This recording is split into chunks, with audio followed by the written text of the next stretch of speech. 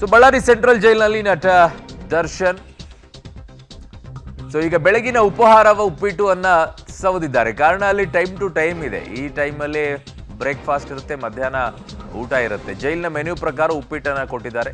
ಪ್ರತಿ ಕೈದಿಗಳಿಗೆ 350 gram ಉಪ್ಪಿಟ್ಟನ್ನ jail ಅಧಿಕಾರಿಗಳು ನೀಡಿದ್ದಾರೆ. ಸಾಮಾನ್ಯ ಕೈದಿಗಳಂತೆ ಉಪ್ಪಿಟ್ಟನ್ನ ಕೊಲೆಯ ಆರೋಪಿಯಾಗಿರುವಂಥ ದರ್ಶನ್ ಸವದಿರೋದು. ಸೊ ಅಲ್ಲಿ ಶಿಫ್ಟ್ ಒಂದೇ ಒಂದು ರೀತಿಯಾಗಿರುತ್ತೆ. ಅಂದರೆ ಒಂದು ದಿನ ಉಪ್ಪಿಟ್ಟು, ಒಂದು ದಿನ ಅವಲಕ್ಕಿ, ಈ ಥರ ಒಂದೊಂದು ರೀತಿಯಾಗಿ ಅವರು ಮೆನ್ಯೂವನ್ನು ಇಟ್ಕೊಂಡಿರ್ತಾರೆ. ಮಧ್ಯಾಹ್ನ ಊಟಕ್ಕೆ ಇಂಥದ್ದೇ ಅಂತೇಳಿ, ಅದು ಗ್ರಾಮ್ ಲೆಕ್ಕದಲ್ಲೇ 1 ಚಪಾತಿ 2 ಚಪಾತಿ ಆ ಗ್ರಾಮು, ರೈಸ್ ಇಷ್ಟೇ ಇರಬೇಕು ಅಂತ ಹೇಳಿ, ಪಲ್ಯನೂ ಇಷ್ಟೇ, ಸಾಂಬಾರು ಇಷ್ಟೇ ಅಂತೇಳಿ ಎಲ್ಲ ಗ್ರಾಮ್ ಲೆಕ್ಕದಲ್ಲಿ ಇರುತ್ತೆ.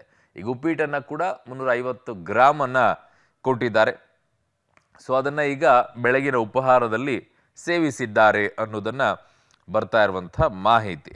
ಭಾಳಷ್ಟು ಜನಕ್ಕೆ ಇದು ಏನು ಸಾರ್, ಅವನು ಏನು ತಿಂದ, ಅದೆಲ್ಲ ಬೇಕೇನು ಸರ್ ಅಂತ ಕೇಳ್ಬೋದು. ನಿಮಗೊಂಚೂರು ಮಾಹಿತಿ ಇರಲಿ ಅಂತ ಅಷ್ಟೇ.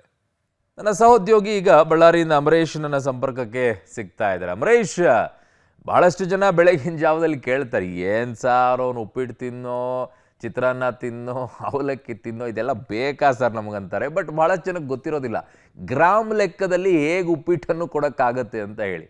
ಸ್ಪೂನಲ್ಲಿ ಹಾಕಿ ಹಿಂಗೆ ಹಾಕ್ಬಿಡ್ತಾರೆ ಒಂದೊಂದ್ಸಲ, ಅದು ಗೊತ್ತಾಗೋದಿಲ್ಲ. ಇಲ್ಲಿ ಯಾವ ಲೆಕ್ಕದಲ್ಲಿರುತ್ತೆ, ಮತ್ತು ನಿನ್ನೆ ಬಂದ ನಂತರ ಏನೆಲ್ಲ ಬೆಳವಣಿಗೆಗಳಾಗಿದೆ, ಇನ್ನುಳಿದಂಥ ಕೈದಿಗಳು ಏನಂತಿದ್ದಾರೆ, ಮೀಟ್ ಆಗಬೇಕು ಅಂತ ಬಯಸ್ತಾ ಇದ್ದಾರೆ. ಇಲ್ಲಂತೂ ಪರಪ್ಪನ ಅಗ್ರಹಾರಕ್ಕೆ ಬಂದಾಗಂತೂ ನಾವು ಮೀಟ್ ಆಗಬೇಕು ಅಂತೇಳಿ, ಅಲ್ಲೂ ಕೂಡ ಹಾಗೆ ಕ್ರಿಮಿನಲ್ಸ್ಗಳು ಇನ್ನುಳಿದಂಥವ್ರು ಮೀಟ್ ಆಗಬೇಕು ಅಂತ ಪರಿತಪಿಸ್ತಾ ಇದ್ದಾರೆ.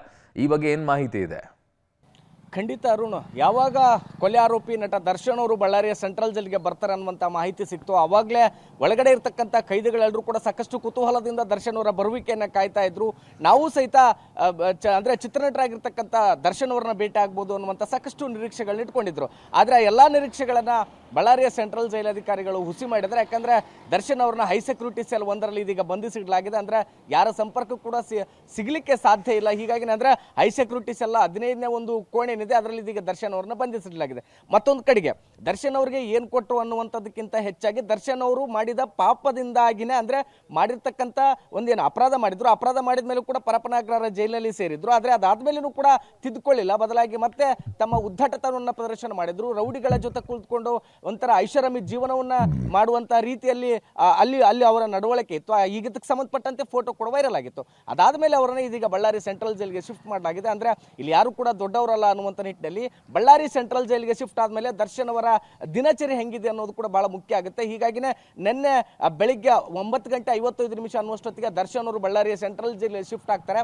ಅವತ್ತು ಸಹಜವಾಗಿ ಪ್ರತಿದಿನ ಬೆಳಿಗ್ಗೆ 7 ಗಂಟೆಗೆ ಬಳ್ಳಾರಿಯ ಜೈಲಿನಲ್ಲಿ ಟಿಫಿನ್ ಕೊಡಲಾಗುತ್ತೆ. ಆದ್ರೆ 10 ಗಂಟೆ ಸುಮಾರಿಗೆ ಬಂದಿದ್ದ ಕಾರಣಕ್ಕೋಸ್ಕರ ಅವತ್ತು ನಿನ್ನೆ ಟಿಫಿನ್ ಮಾಡ್ಲಿಕ್ಕೆ ಆಗಲಿಲ್ಲ. ಮತ್ತೆ ಮಧ್ಯಾಹ್ನ 11ರಿಂದ 12 ಗಂಟೆವರೆಗೂ ಮಧ್ಯಾಹ್ನದ ಊಟವನ್ನು ಕೊಡಲಾಗುತ್ತೆ. ಆಗಲೂ ಸಹಿತ ಊಟವನ್ನ ದರ್ಶನ್ ಅವರು ನಿರಾಕರಿಸಿದ್ರು. ಮತ್ತೆ ರಾತ್ರಿ ಏನಿತ್ತು, ರಾತ್ರಿ 2 ಚಪಾತಿ, ಅನ್ನ ಸಾಂಬಾರ್ ಮತ್ತು ಮಜ್ಜಿಗೆಯನ್ನ ಕೊಡಲಾಗುತ್ತೆ. ಅದ್ರ ಪ್ರಕಾರವಾಗಿನೇ ಮೆನು ಪ್ರಕಾರನೇ ಆ ಒಂದು ರಾತ್ರಿ ಊಟವನ್ನು ಕೂಡ ಮಾಡಿದ್ರು. ಅದಾದ್ಮೇಲೆ ರಾತ್ರಿ ಮಲಗಲಿಕ್ಕೂ ಕೂಡ ಸಾಕಷ್ಟು ಪರದಾಟವನ್ನ ಮಾಡಿದ್ರು. ಯಾಕಂದ್ರೆ ಹೊಸ ಸ್ಥಳ, ಇಲ್ಲಿ ಬಂದಾದ್ಮೇಲೆ ಒಂದು ಸಣ್ಣ ಕೋಣೆ ಅಂದ್ರೆ 6x12 ಇರ್ತಕ್ಕಂಥ ಒಂದು ಸಣ್ಣ ಕೋಣೆಯಲ್ಲಿ ಈಗ ದರ್ಶನ್ ಅವರನ್ನ ಬಂಧಿಸಿಡಲಾಗಿದೆ. ಅಲ್ಲಿ ಯಾವುದೇ ರೀತಿಯ ವ್ಯವಸ್ಥೆಗಳಿಲ್ಲ. ಒಂದು ಫ್ಯಾನ್ ಇದ್ರೂ ಸಹಿತ ಆ ಒಂದು ಗಾಳಿ ಅವರಿಗೆ ಬಹುಶಃ ಆಗಿರ್ಲಿಕ್ಕಿಲ್ಲ. ಇದೇ ಕಾರಣಕ್ಕೋಸ್ಕರ ದರ್ಶನ್ ಅವರು ಇಡೀ ರಾತ್ರಿ ಸೊಳ್ಳೆಗಳ ಕಾಟದಿಂದ ತಪ್ಪಿಸಿಕೊಳ್ಳಲು ಪರದಾಡಿದ್ದಾರೆ, ಮತ್ತೆ ನಿದ್ದೆ ಇಲ್ಲದೆ ಒದ್ದಾಡಿದ್ದಾರೆ. ಅದಾದ್ಮೇಲೆ ಬೆಳಿಗ್ಗೆ ಮತ್ತೆ ಎಂದಿನಂತೆ ಬೆಳಿಗ್ಗೆ ಉಪಹಾರದ ವ್ಯವಸ್ಥೆ ಏನಿತ್ತು ಬಳ್ಳಾರಿ ಸೆಂಟ್ರಲ್ ಜೈಲಿನಲ್ಲಿ, ಅದ್ರ ಭಾಗವಾಗಿ 350 ಗ್ರಾಂ ಉಪ್ಪಿಟ್ಟು, ಅಂದ್ರೆ ಇವತ್ತಿನ ಮೆನು ಪ್ರಕಾರ 355 ಗ್ರಾಂ ಉಪ್ಪಿಟ್ಟನ್ನ ಸೇವನೆ ಮಾಡಿದರೆ. ಸಾಮಾನ್ಯ ಕೈದಿಗಳಿಗೆ ಕೊಡುವ ನಿಟ್ಟಿನಲ್ಲಿ ಅವರಿಗೂ ಕೂಡ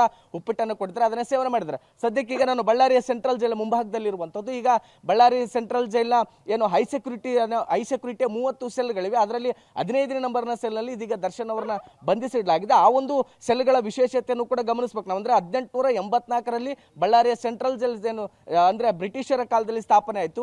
ಅಂದಿನಿಂದಲೂ ಕೂಡ ಆ ಒಂದು ಹೈ ಸೆಕ್ಯೂರಿಟಿ ಸೆಲ್ಗಳು ಬಳಕೆ ಆಗಿರಲಿಲ್ಲ. ಬದಲಾಗಿ 3 ದಶಕಗಳಿಂದ ಪಂಜಾಬ್ನ ಸಿಎಂ ಹತ್ಯೆ ಆದಂತಹ ಸಂದರ್ಭದಲ್ಲಿನ ಆರೋಪಿಗಳನ್ನು ತಂದು ಆ ಒಂದು ಸೆಲ್ಗಳಲ್ಲಿ ಇಡಲಾಗಿತ್ತು. ಇದೀಗ ಅದೇ ಸೆಲ್ ಅಲ್ಲಿ ದರ್ಶನ್ ಅವರನ್ನ ಬಂಧಿಸಿಡಲಾಗಿದೆ. ಹೀಗಾಗಿ ದರ್ಶನ್ ಅವರು ಇಡೀ ರಾತ್ರಿ ಅಂದ್ರೆ ಇಡೀ ರಾತ್ರಿ ನಿದ್ದೆ ಇಲ್ಲದೆ ಒದ್ದಾಡಿರ್ತಕ್ಕಂಥ ಪ್ರಸಂಗವೂ ಕೂಡ ನಡೀತಾ. ಯಾಕಂದ್ರೆ ಪರಪ್ಪನ ಅಗ್ರಹಾರ ಜೈಲಲ್ಲಿ ಸಾಕಷ್ಟು ವಿಲಾಸಿ ಜೀವನವನ್ನ ದರ್ಶನ್ ಅವರು ನಡೆಸಿದ್ರು. ಅಲ್ಲಿ ಯಾಕಂದ್ರೆ ಸಹಜವಾಗಿನೇ ಮೇರು ನಟರು, ಅದ್ರ ಜೊತೆಗೆ ಅವರಿಗೆ ಸಾಕಷ್ಟು ಒಡನಾಟ ಇತ್ತು. ಬೆಂಗಳೂರು ಅಂದ್ರೆ ಬೆಂಗಳೂರು ಮೈಸೂರು ಬಹಳ ದೂರ ಇಲ್ಲ, ಹಾಗಾಗಿ ಅವ್ರಿಗೆ ಸಾಕಷ್ಟು ಚಿರಪರಿಚಿತರು ಅಲ್ಲಿ ಇದ್ದಿದ್ರಿಂದಾಗಿ ಸಾಕಷ್ಟು ಅವ್ರ ಐಷಾರಾಬಿನ್ ಜೀವನ ಮಾಡ್ಲಿಕ್ಕೆ ಅವಕಾಶವನ್ನು ಕೊಡಲಾಗಿತ್ತು. ಆದ್ರೆ ಬಳ್ಳಾರಿಯ ಸೆಂಟ್ರಲ್ ಜೈಲಲ್ಲಿ ಆ ರೀತಿ ಯಾವುದೇ ಅವಕಾಶಗಳು ದರ್ಶನ್ ಅವರಿಗೆ ಸಿಗೋದಿಲ್ಲ. ಇದ್ರ ಭಾಗವಾಗಿನ ಅವ್ರನ್ನೀಗ ಹೈ ಸೆಕ್ಯೂರಿಟಿ ಸೆಲ್ ಅಲ್ಲಿ ಬಂಧಿಸಿಡಲಾಗಿದೆ.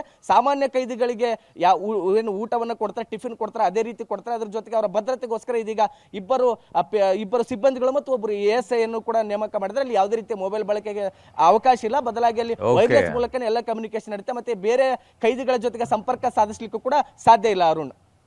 ಓಕೆ ಅಮರೇಶ್, ನಿಮ್ಮೆಲ್ಲ ಮಾಹಿತಿಗೆ ಧನ್ಯವಾದಗಳು.